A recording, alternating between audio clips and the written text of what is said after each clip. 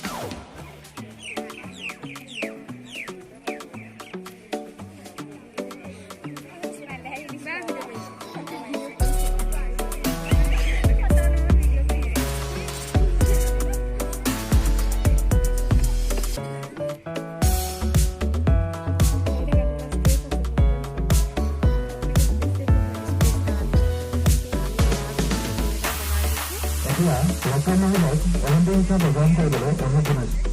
তেওঁ সহযোগ কৰিব বনশীষ বৰুৱা, শংকৰজ্যোতি গগৈ আৰু অনন্ত ফুকন।